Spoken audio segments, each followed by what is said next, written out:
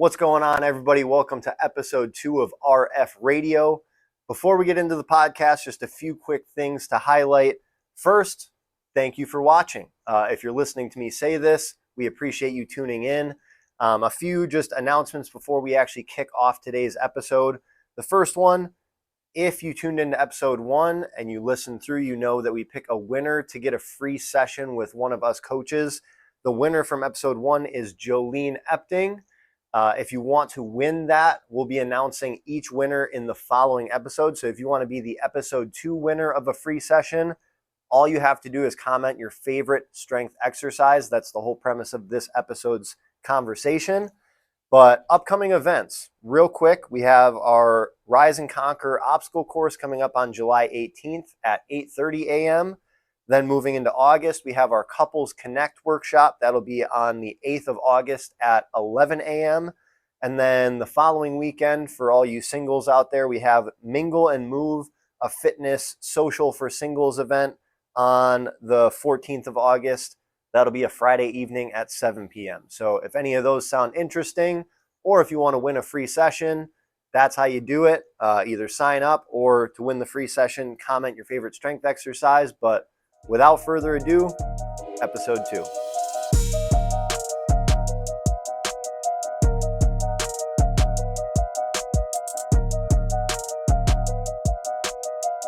Welcome back, everybody, to episode 2 of RF Radio. As I said in the intro, the whole topic of conversation today is all about strength training, building muscle, putting on that meaty side. So we figured what better place to start than talking about what to do in the gym. The first thing I have on my notes is objective truths for things to either do or not do in the gym.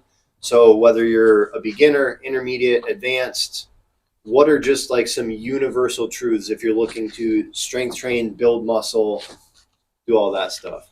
Ryan, you got a mic. Let's have you kick it off. I'd say first is find a program, any program, and follow it. Just any program you stick to. It's going to get you the best results, get you working out consistently and working on moves. If you're bouncing around doing a bunch of different exercises, especially early on, then you don't have time to like master that movement pattern and progress then. So especially early on, it's always important to follow a program, but early on I think is the most important. Anthony, what you got? I agree with that wholeheartedly. Find something you're going to stick to because that's going to be what you're going to be consistent with, and then that leads into more discipline, and then it leads into more progress. But especially for beginners, again, with like Ryan said, start with the basics, learn the basic movements, then you can start to unlock a lot more about the other movements out there. You have to earn them at some point. You can't just go in the gym and just say, I want to practice my Turkish get-ups and do it first try. But if you work on your core, work on your strength, your legs, your upper body, you'll be able to get it. So you have to earn some of those exercises by doing the basics. Yeah, I think I have 3. The first one is completely aligned with what you guys said. You have to earn the right to do certain exercises. If you don't have those fundamental building blocks and you just all of a sudden get a program with all these crazy compound movements, you may be consistent in doing it, but you're very likely not doing it the right way if you don't have those fundamentals. I think the second one would be make sure that it's essentially like 1B, I guess. Make sure that your form is perfect before you push for weight. So if you don't have perfect form, dumbbell chest pressing 30s, there's no reason, even if you're strong enough to do 80s, but you're doing it with form that's going to jack up your shoulders and leave you feeling crappy the rest of your life. Make sure that you have perfect form. Practice before performance, I think, would be a good universal truth for any of you people out there. And then the third piece for me is you have to be willing to be uncomfortable. Like you talk about it all the time. What is true failure? I think if you get, out of context, that can mean a lot of things. But in the context of strength training, like true failure, you have to be willing to, maybe not every rep, every set, but fairly consistently, you have to be willing to push yourself to the point where you cannot complete the rep. And that's a difficult thing to get to. It is very uncomfortable. Pushing yourself to that point is something a lot of people, especially beginners, haven't experienced a whole lot. And so I think not just being excited about what you're getting, but understanding the price that it takes to get the thing is really important when it comes to strength training in particular. Absolutely. I like the pyramid analogy. So the base layer of that pyramid, the foundation of everything, is form. Yeah. And you may get lucky. I certainly got lucky in the beginning of my lifting career where I had really shitty form. And I got really strong and lasted probably 3 or 4 years before all the injuries started racking up. And it took a toll on me. And then I retaught myself how to move. And then my strength skyrocketed and I feel way better. So form is that foundational structure to get you moving to set you up for success. Right. One, it is interesting, right? Because you see, I mean, fitness is such a wildfire right now on the internet with like influencers and people who look a certain way, but then when you break down how they actually move, it not everybody, this is a generalized statement, but there's a lot of times where I'll be watching a video and it's this person who has the physique, but their form is atrocious. And to your point, you may look a certain way, and if that's your goal, fantastic, good on you. But I think all three of us would agree as coaches, that's not how we want to coach people. It's making sure that they feel as good as they look if they're in the pursuit of physique. And to me, there's just nothing that beats how good you feel when you have proper alignment, proper functionality, proper movement. And I also think it's not to be understated how in tune with your body you feel when you have the mechanics down. Yeah, absolutely. As with the proper form, you'll feel the muscles that you're trying to work actually fully work. And to me, it's an addicting feeling. Like when I have like a perfect squat, I'm like, I'm feeling everything. It's like, holy shit, that was good. Yeah, Just exactly. keeps me coming back. Yeah. So, I mean, I feel like the objective truths are just the opposite side of what we would say about what not to do. So we said what to do. What not to do would just be the antithesis of everything we said to do. So I guess we can just move right through that. What I think people, in terms of like, if they listen to this, what's applicable? I think if we break down how we each would program out, I wrote down 2 to 5 days per week. I was talking to Anthony a bit before this.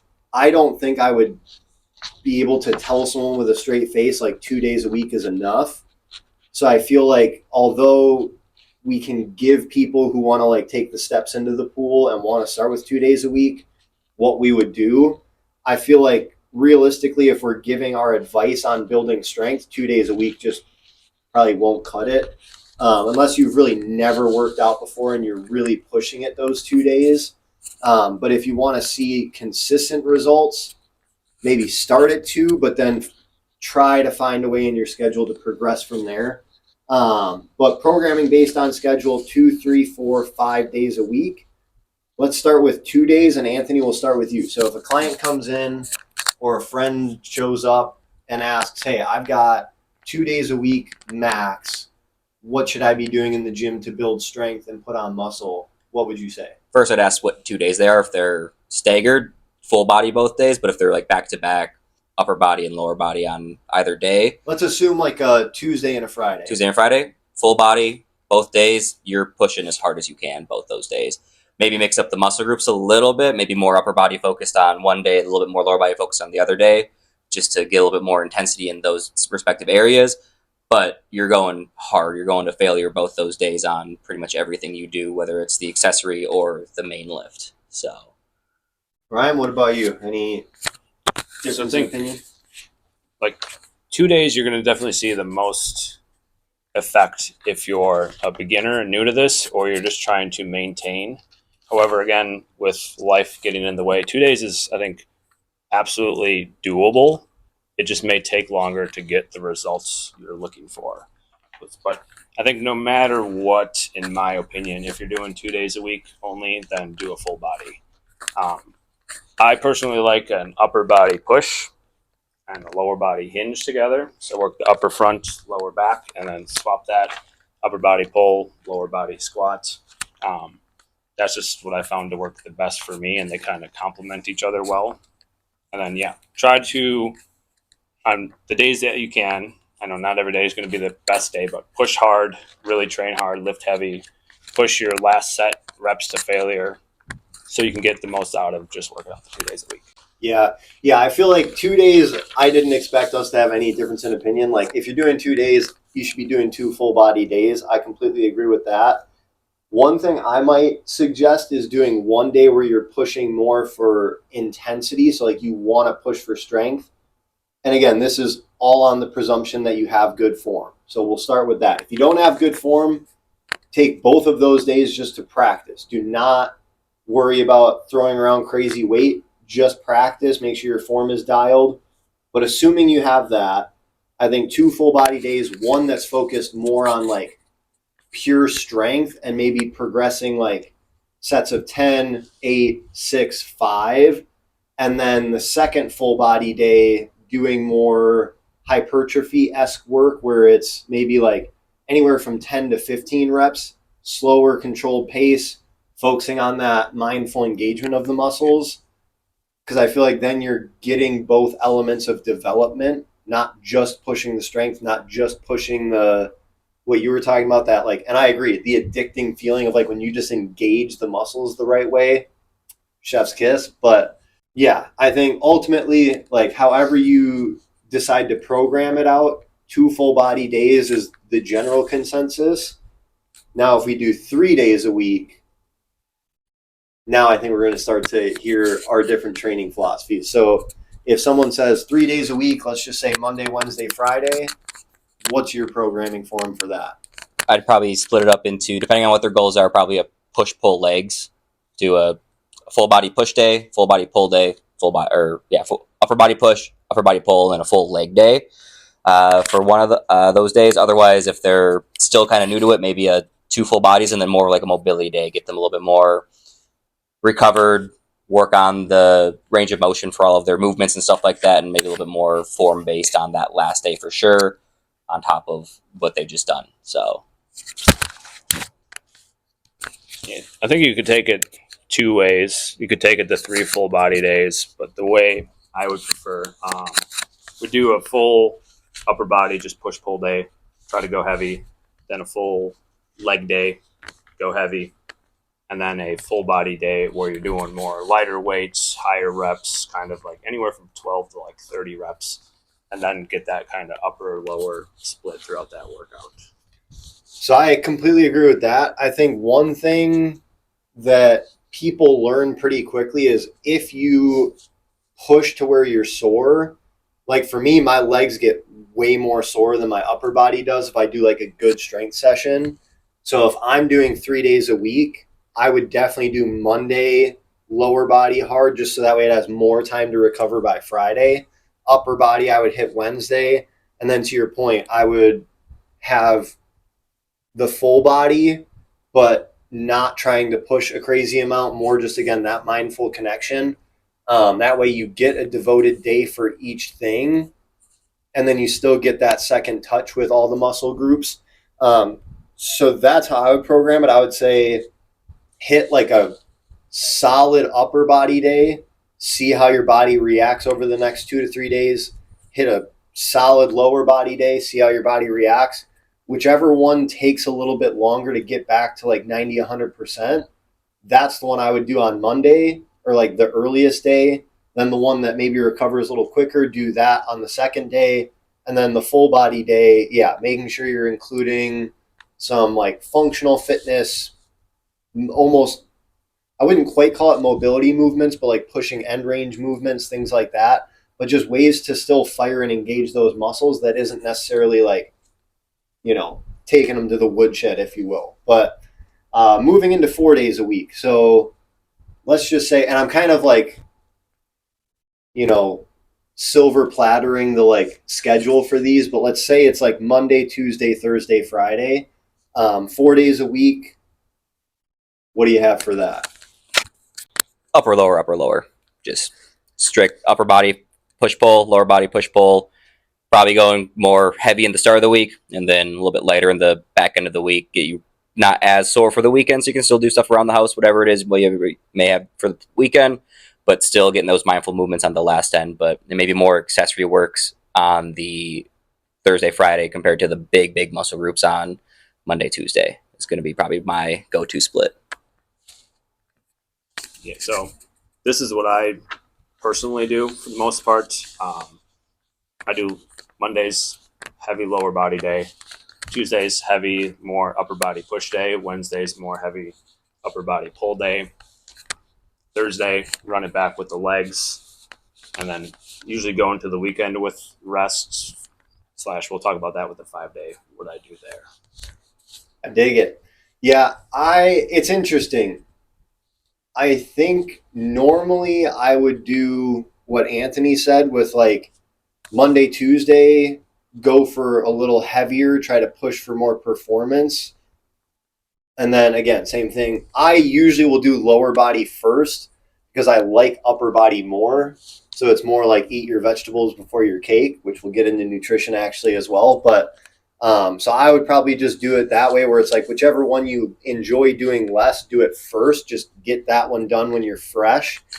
Then do whatever the other one is. Wednesday recovery, and then Thursday, Friday, keep that same order, but kind of the same mentality I had for the 2 days a week, pushing the pace in the first half, and then the second half, that's where you slow it down, go for mindful movement.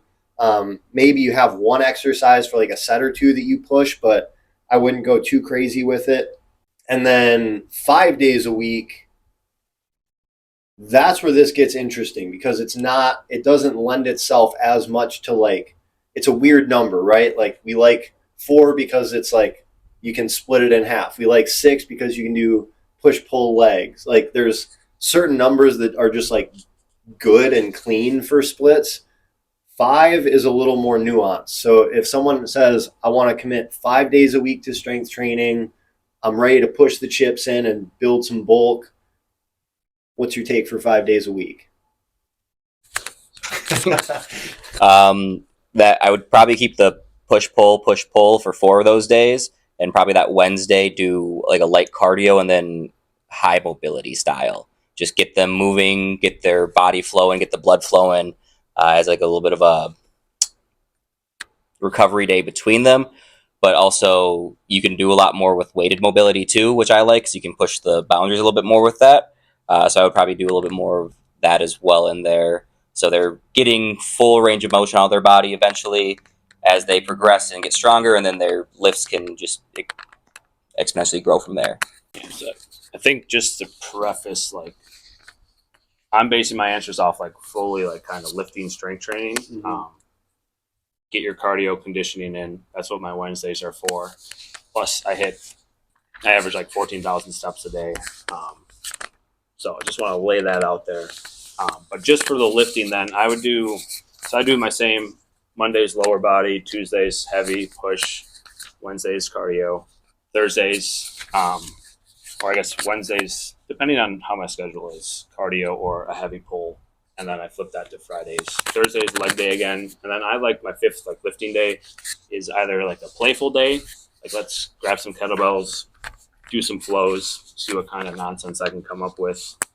Or some golf specific stuff, work on my golf swing and mobility and strength with that, or like a weak leg stay. So if I'm trying to really grow my calves, I'm going to hit calves every lower body, almost maybe every day, every lower body day for sure. And then especially that 5th day, emphasize whatever I want to grow.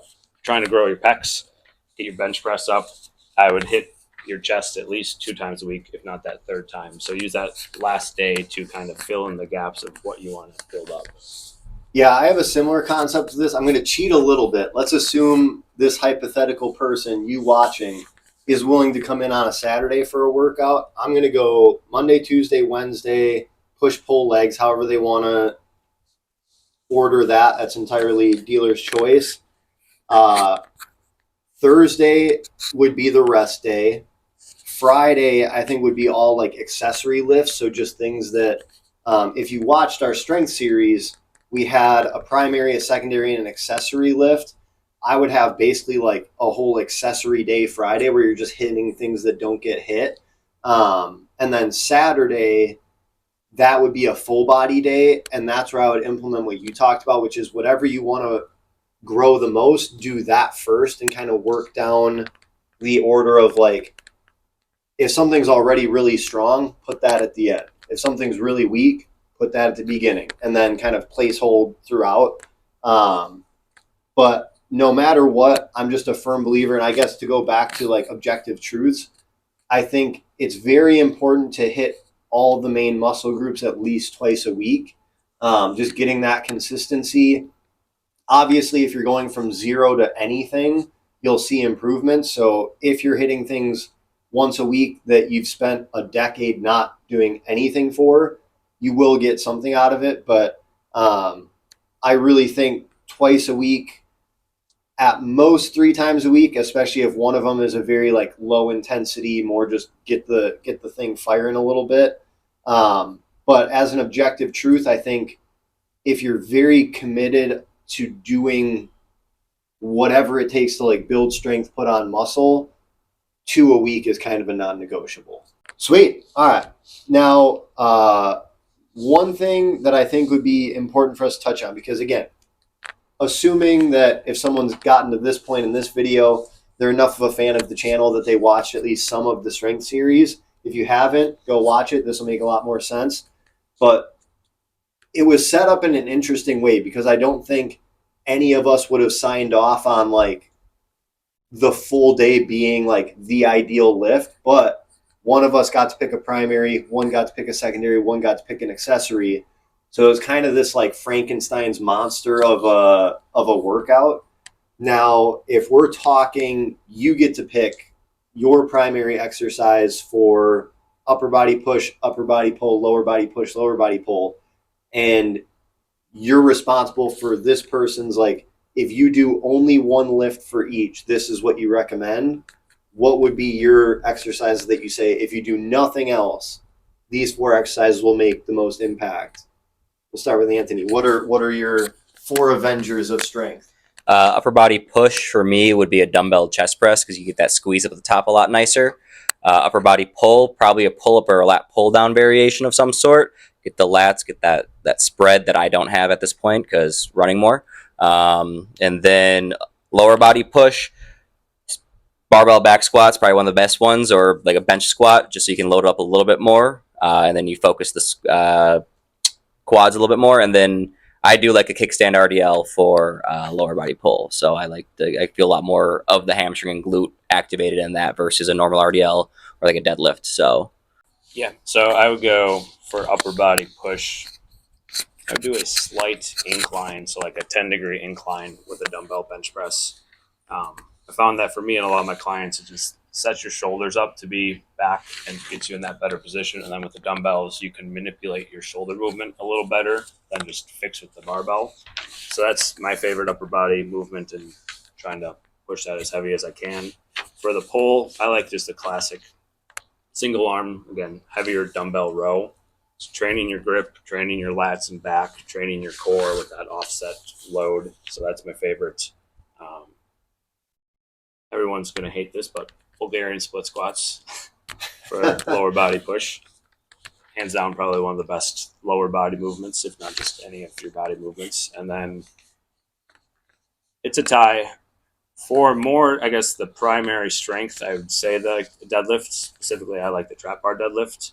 I want to throw an honorable mention of hip thrust, but we can get that in the secondary and movements as well. I like that. Honorable mention. Hip thrusts. Gotta love it. Do your hip thrusts. Thrust them hips. So I would say 100% agree with you on the upper body push. I like the idea of not going crazy incline, but just enough to get that little bit of an angle where you can hit the upper chest. Because I think even on a flat bench, just from what I've seen, obviously it's going to work your chest, but I don't think people struggle as much to engage that like meaty middle part of the chest as they do the upper. And when you're putting on muscle, it just looks good when you have that like upper part of the chest puffing. So I would probably agree with you on that one. For upper body pull, if you saw the video, I got the primary for this. I love cable rows, just the feeling of it. Like I love the way that the tension feels as you squeeze. Nice, narrow, like keep the elbow in tight and just get that that meaty part of the wing back there. Lower body push, I like anything deficit. I just like the emphasis that it puts on your quads, getting those heels up a little bit. So I'll probably go, this is recency bias for sure, but I was hitting deficit barbell back squats earlier this week, and I'm still feeling them. So I'll probably go with that just because humbling. And then I'm just a big fan. I mean, sub whatever you want, kettlebell, barbell, dumbbell, RDLs. I think if you do them the right way, it's just a phenomenal first thing to do for a lower body pull exercise. So I think that'd be my core four. But last thing we'll cover on this, and then we'll get into nutrition. Just if you could give like a little one-liner to beginner, intermediate, and advanced fitness folks as it pertains to strength training, what would be your one-liner for each? So we'll have Anthony, if you get one fundamental truth for beginner, intermediate, and advanced, what are you telling each bucket? For a beginner, find a routine you like because you'll stick with it. Intermediate, work on make sure you dial in that form right away, like make sure it's down, and then you can start working on the strength again. And then expert, just keep pushing. Just go to failure every single time you're trying to lift heavy. So for the beginner, I think, just focus on form first, build the foundation. So then intermediate, play with then some different movements and find what you enjoy most and what feels the best. And then that advanced, just keep sticking with the program. Obviously, it's going to take longer to see results. Like, I get happy when I add 5 pounds to like my deadlifts, and it's been months. So just sticking with it, don't just give up. I think an encompassing thing, I should have said this at the start, just soreness is not indicative of a good workout.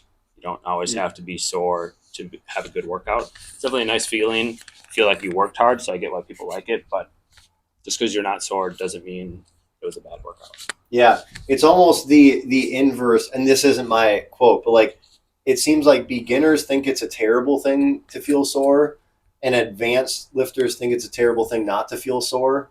And it's like the famous quote, it depends. Like it's not always the case, but I would say for beginners, form first. Like that just is the fundamental building block. If you don't have good form, nothing else is going to matter. So form first, make sure you practice before you perform. For intermediate, I would leverage more of that like intensity, be willing to go to failure. Once you have the form down, then it's performance. And then there's a quote that I wish I knew who originally said it. But for advanced lifters, and this is for really anything in life, especially in health and wellness, the magic you're looking for is in the work you're avoiding.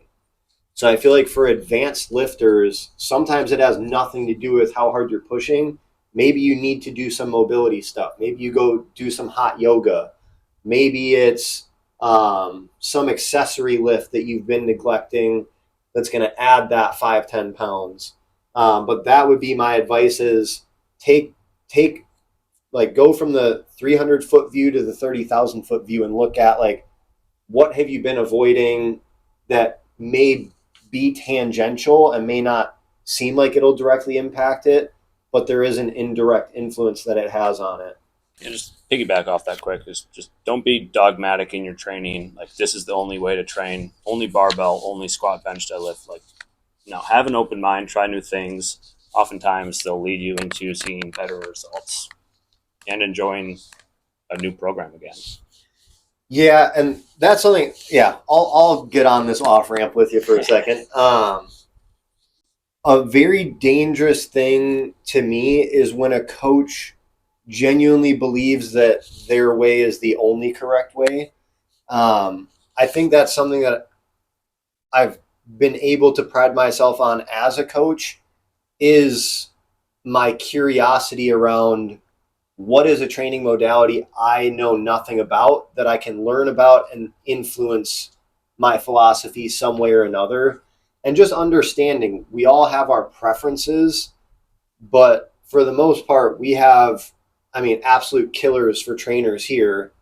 All of them know their stuff. All of them have great training philosophies, and all of them are pretty different. And to just automatically off rip say like, oh, one is inherently better than the other, a lot of it just depends on who you're working with, what are their preferences, what's their experience. So yeah, and this is, again, it's a tangent because something has to do with strength training. Like maybe there's exercises that are just your bread and butter, and maybe it's time to try a different variation or a different exercise that hits the same thing. But just fitness in general, be willing to try new things, new modalities, entirely new aspects of fitness. And I've found that for the most part, lessons learned in one area can be applied to another. So anything else to add for in the gym? We'll leave it at that. All right, we sweet. can go on a tangent forever. That's true. All right, so getting into nutrition, I think of this as two parts. The first part is in a vacuum, like if we don't take into account social life, if we don't take into account anything other than like you are doing everything only for the benefit of putting on strength and building muscle, what are a couple like core tenets that you want them to focus on in the kitchen or just in their like nutrition supplementation? Assuming they're staying natural. Let's just make sure that's Well, there goes my plan. Protein. High protein levels. I like to tell clients, especially that are building muscle, 1 gram of protein per pound of mass they weigh is a good kind of just middle ground or good standard to have when you're trying to build muscle. If you're trying to lose weight and build muscle, a little bit higher. If you're just trying to build muscle and don't really care how much weight you gain, you can go a little bit lower.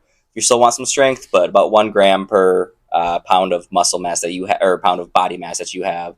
Don't neglect the veggies either. Get the broccoli, the asparagus, carrots, whatever it is. Get those get those vitamins and minerals in there. If you don't like them, multivitamin as a supplement stack. And then carbs. Your body does need carbs. Don't cut out any major food group because your body does need them to function for the workout. More carbs you have before the workout, within reason, you're going to probably perform better in that workout. Your pump's probably going to be a little bit better too. So high protein, a little bit less carbs, a little bit less fat. Keep it balanced. Yeah, good. So just for, again, wanting to put on some muscle mass, that means you're going to have to eat more calories. So you have to be okay with that. And you may put on a little bit of body fats, but you put on more muscle. So if that's the goal, whatever, let's say you're the average person, 2,000 calories a day, but I want to put on muscle, I'm going to bump that up probably by at least 500 calories to start, see how that goes. Am I getting the results I want? Yes, then stay the course. Otherwise, bump it up to maybe 700 and just keep bumping up until you find the results you're looking for. Protein, I agree. I think I give the range like 0.7 to 1 grams per pound of body weight. So again, if you weigh 100 pounds, minimum's 70 grams up to 100 grams. Just simple math. And then get your fiber in. Just fiber just for overall health, gut health, digestion, everything. So get your greens, your berries, your nuts, your fiber. It's very good for you. I think on average you want 25 to 35 plus grams per day. The average American gets like maybe 10. So eat your fruits and veggies. And then, yeah, what Anthony said, get your carbs in. Carbs are your fuel to get you through the workouts, help you recover. They get such a bad rap a lot of times because carbs are delicious. They're easy to overeat. But again, as you're trying to add more calories, carbs are your friend. Yeah. If you're trying to lose weight, still eat your carbs. They're going to help you, but that's where then you're eating in a calorie surplus when you're trying to be in a deficit. So carbs are good. They help you. Just everything in moderation. Yeah. I mean, it's kind of a cop-out answer, but this genuinely is my answer for all of my clients is like, do your research and educate yourself on like, what is the purpose in your body for carbs? What is the purpose in your body for fats? What is the purpose for proteins?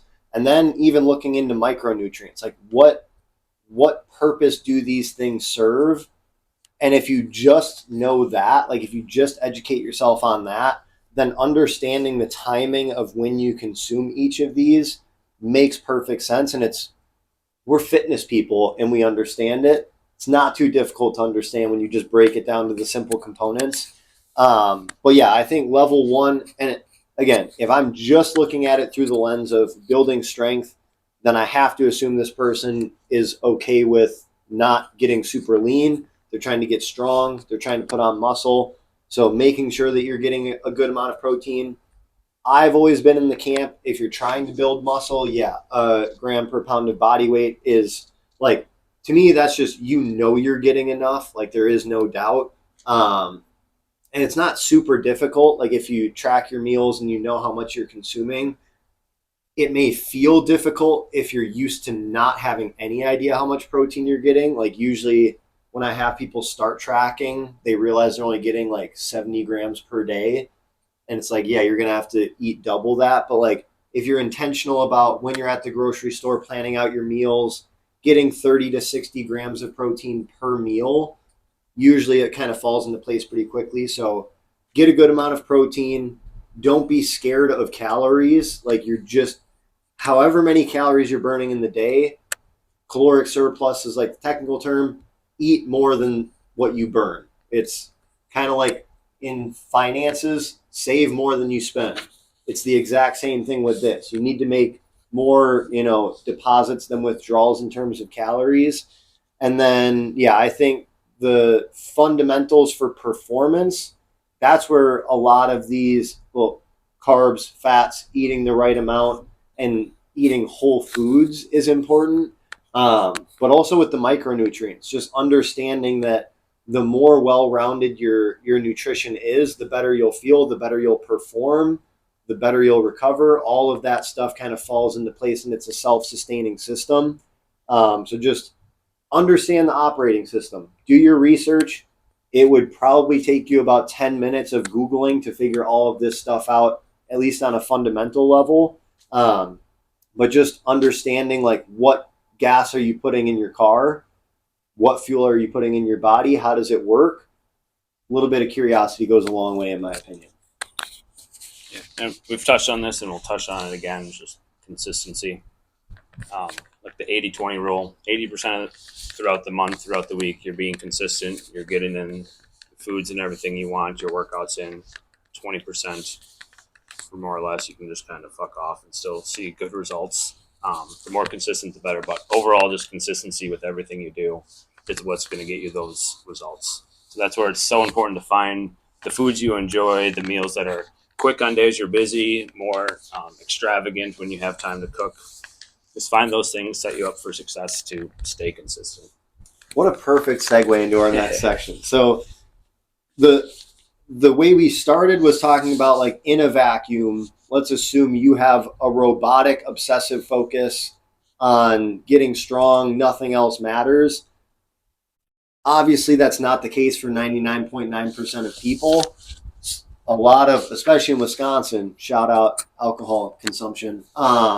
Especially in Wisconsin, there are a lot of people that alcohol is a staple of their social life.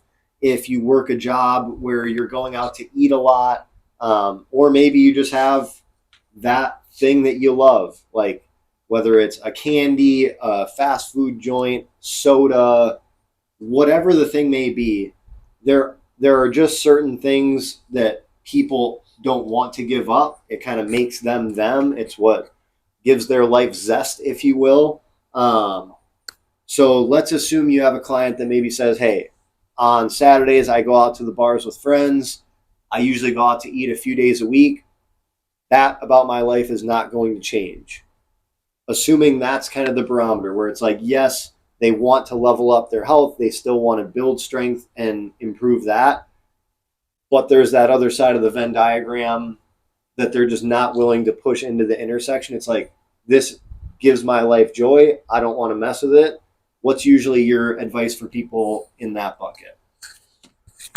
Like Ryan was saying, the 80-20 rule is probably one of the better rules out there. 80% of the time you're eating the salad, the greens, the healthy proteins, this and that, and that 20% you're doing kind of whatever you want, eating whatever you want. I mean, personally, I have that at Trevor. Trevor and I are roommates. He knows my Sunday is my pizza Friday. I try to eat fairly healthy all week. I do my meal prep all week, and then Sunday I do my long cardio, and I have a 2,500 to 3,000 calorie cheese fry for dinner. That's all I eat on Saturday, but it keeps me consistent throughout the week because I know I'm looking forward to that. So if you are someone that goes out quite often, just plan for that. Have a lighter breakfast, have a lighter dinner. If you're going out for lunch, or if you're going out for dinner, have a lighter breakfast and lunch. Planning is going to be your best friend for that, and that's how I do it. I plan my meals throughout the week, so I know I can have that 3,000 calorie dinner on Sunday. But meal planning and meal prepping are two very good things to be able to do, and skills to acquire if you are someone that likes to go on the weekends or goes out to eat every so often. So you're less likely to go out extra than what you already do. So if you have, my parents don't meal prep, but they meal plan. So they sit down and they'll be like, hey, we're going to have these 5 items for dinner this week: burgers, chicken, pasta, whatever they are. They get that. They stick to that grocery list, and they bring it home, and they have that. They have the time to be able to cook every single night. But if you don't have the time, meal prepping is a little bit better. It's a little bit more boring because my meal prep is the same thing for lunch every day, and then it's usually something different, and the same thing for dinner every day. It's boring, but it helps me, and it's a lot less likely for me to stop at Quick Trip or Culver's or something on the way home because I'm like, I already have it, I already bought it, it's already made, I just got to warm it up. It's a lot easier to do that when you plan for the things that you want to do at a social level. I also like to have drinks every so often. Yesterday went out for lunch with a buddy. It was a little bit bigger lunch, so I'm like, I'm probably not going to have dinner, and I know I'm going to go out and watch the U.S. men's team stomp 2-0 Bosnia.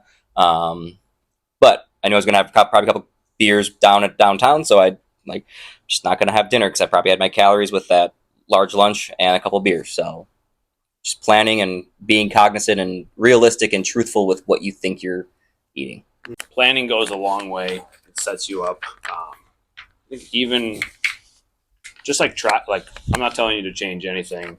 Track what you're doing for a week, and just, are you fully aware? Awareness precedes change. So if you're doing that and you're like, I'm not going to change, that's fine. But are you aware of how many calories, let's say, you're getting in a day or a week? And just like, let's bring that to light. Again, if it's a non-negotiable, that's what I'm doing. Then how can we plan around that? Can we maybe make a slight change to what you're getting at Chick-fil-A or something?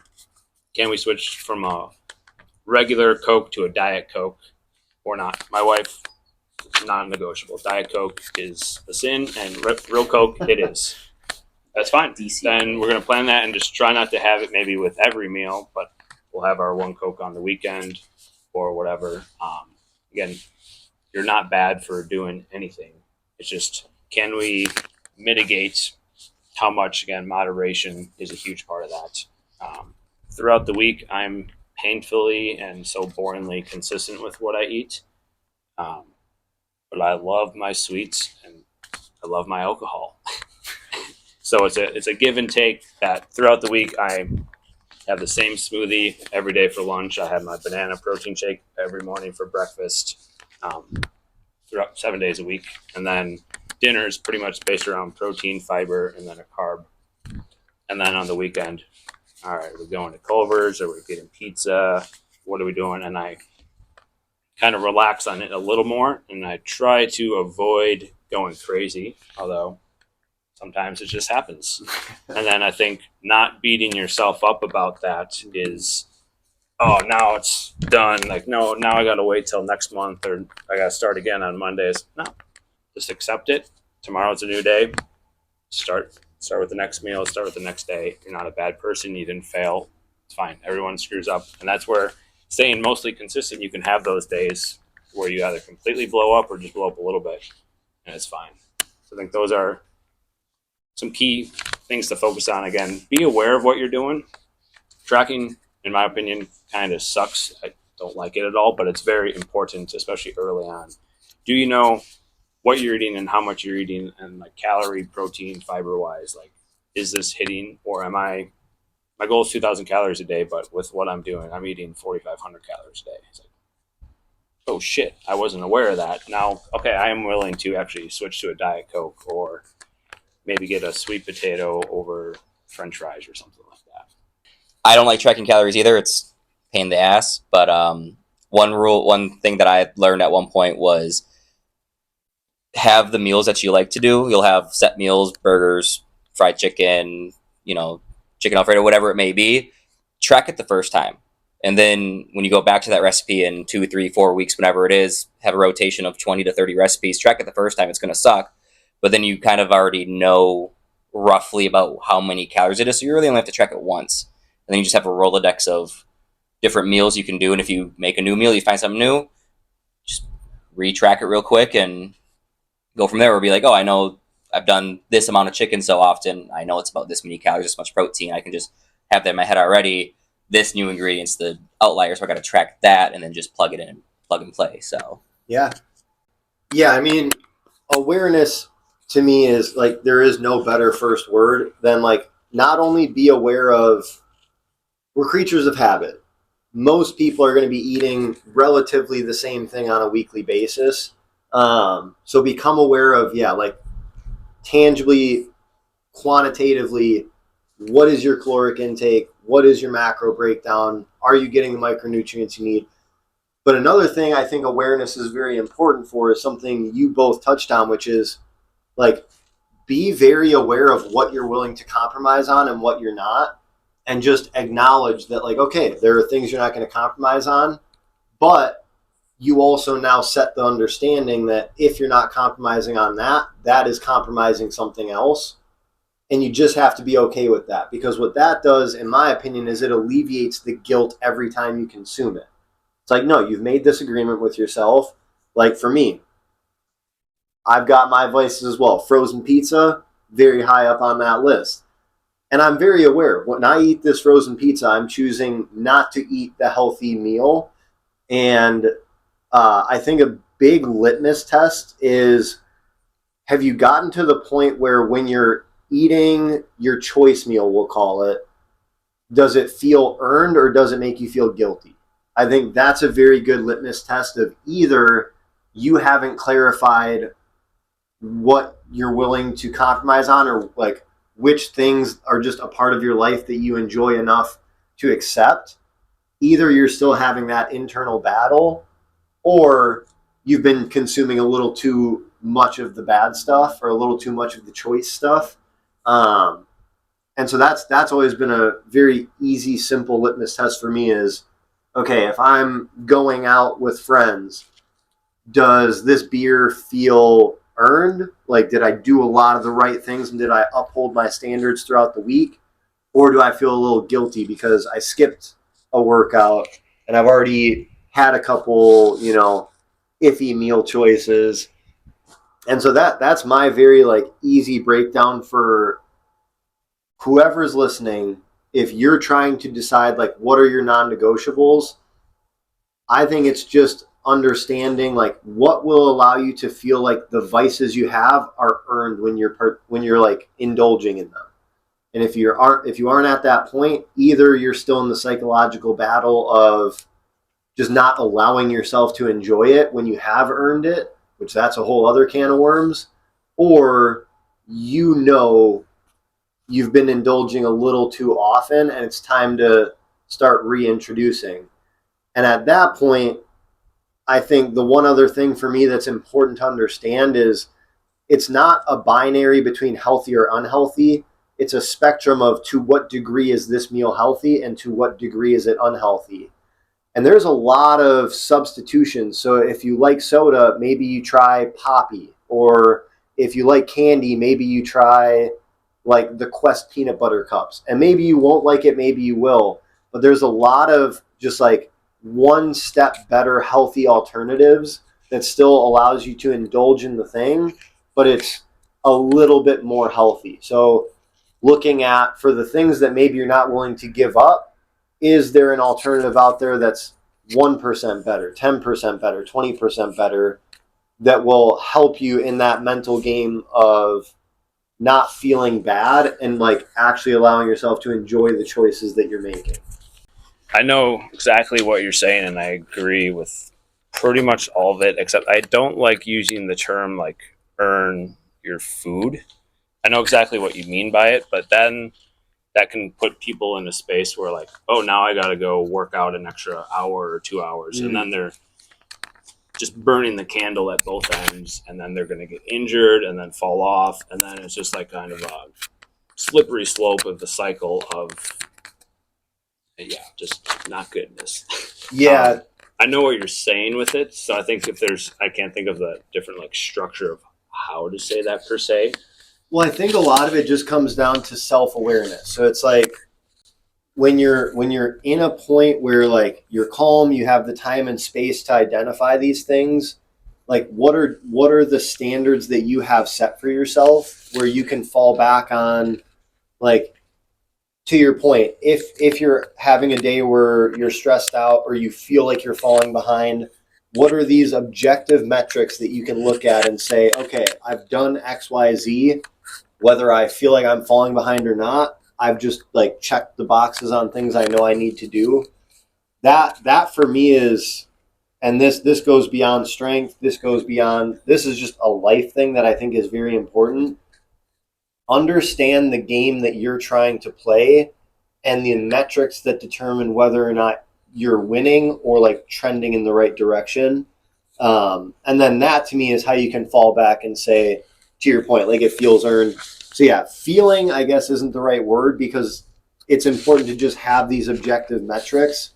If you're feeling behind, then I think it is a good point for you to, instead of making a snap judgment, take the time to like objectively write down like, okay, what have I done to move towards my goals? What have I done that might have pushed me back from my goals? And then from there, just it's that ability to remove yourself from the equation and objectively look at the stacks of evidence.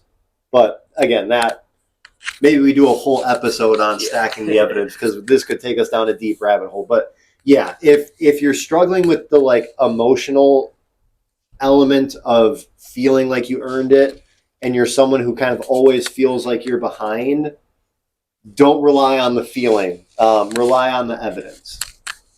So yeah, that's a good point. I'm glad you brought that up. Just some added like tidbits, I think. Just overall, just moving more. We kind of have a cheat code. Again, one, we got youth on our side, but we have a very active job. Like I said, I average 14,000 steps a day.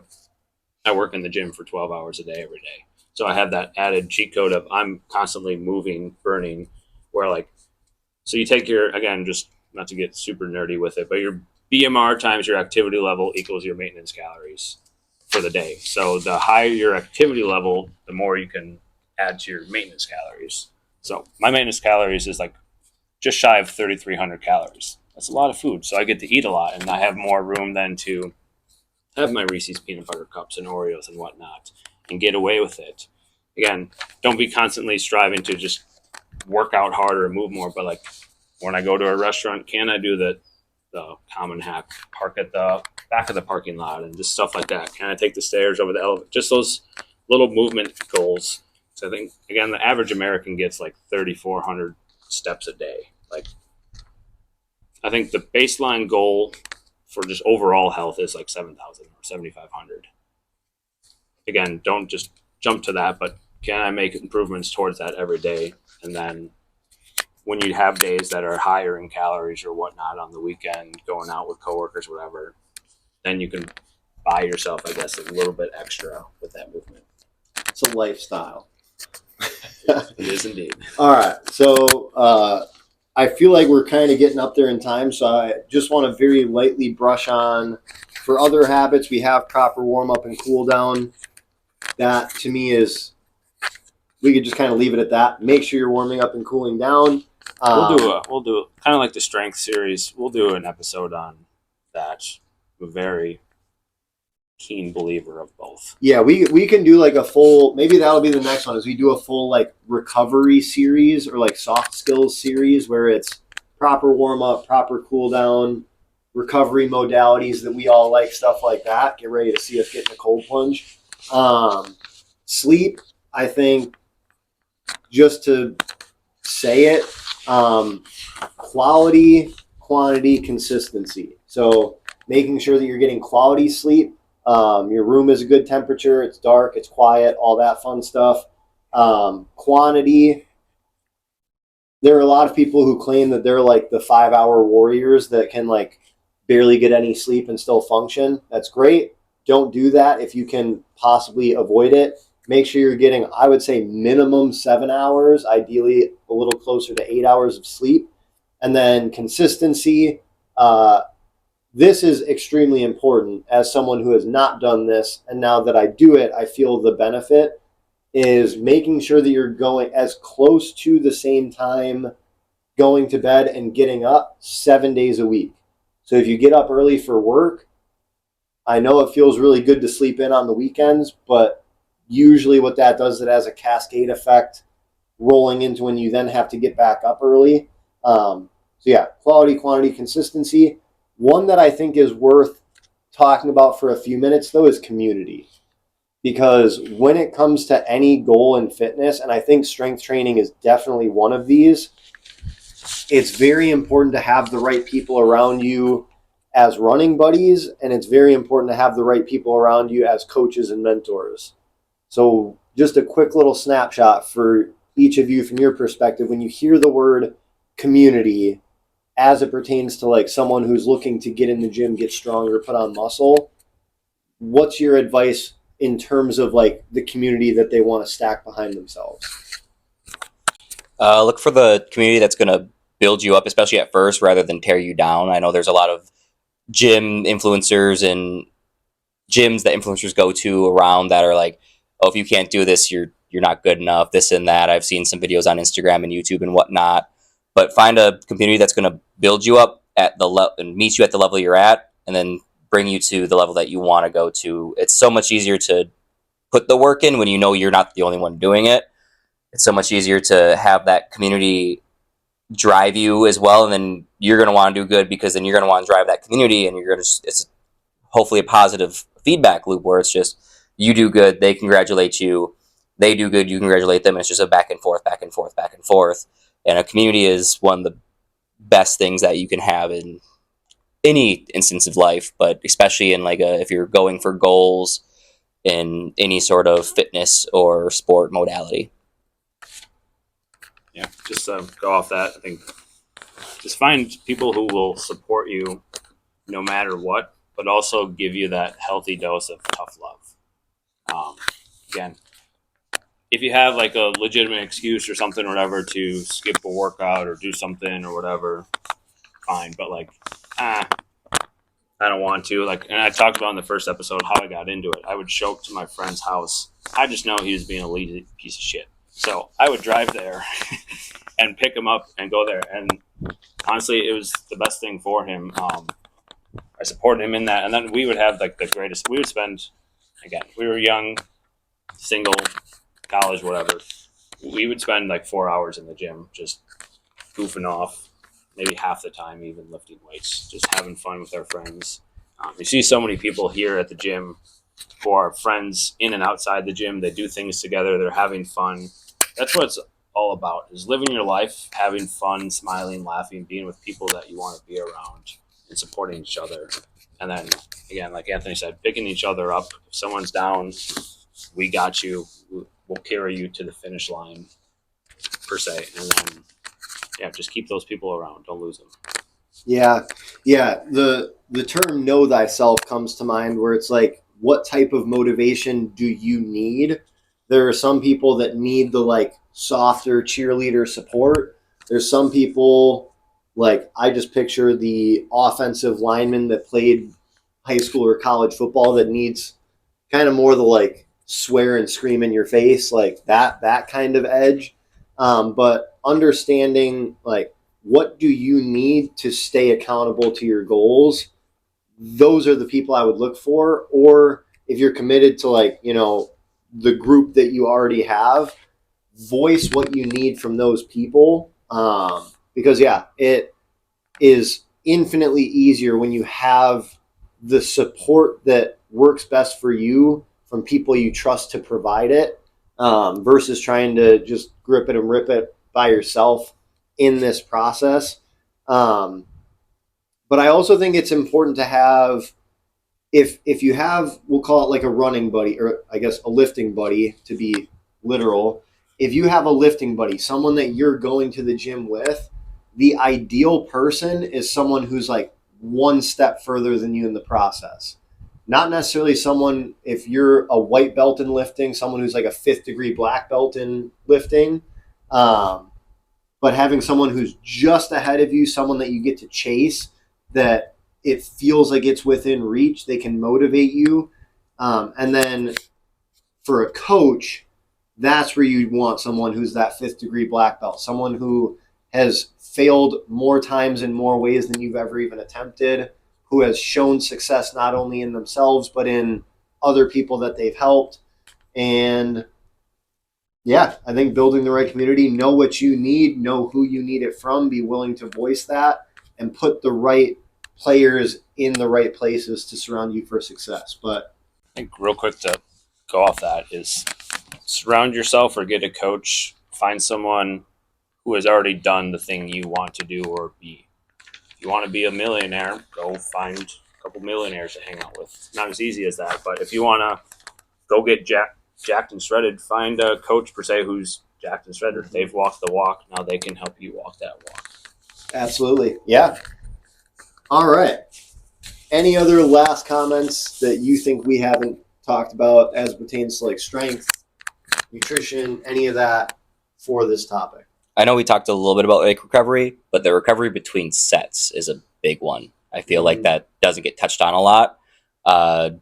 Like if you're lifting heavy and you're going to failure, like you need that 2 to 3 plus minutes of rest between working sets, just for your kind of nervous system to reset and stuff like that, and your muscles to recover a little bit, but not long enough to where you're unwarmed up. Your CNS isn't primed anymore or anything like that.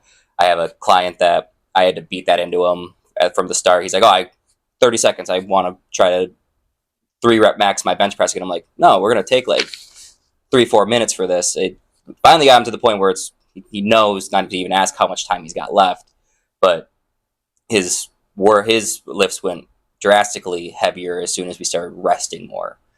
And it's a lot of times for that kind of stuff, you are just sitting around when you're like, oh, we're just goofing around for half the time in 4 hours in the gym, but you're probably putting in really good quality work when you were working.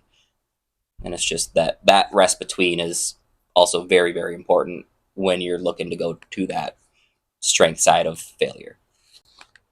Yeah, that's an excellent point.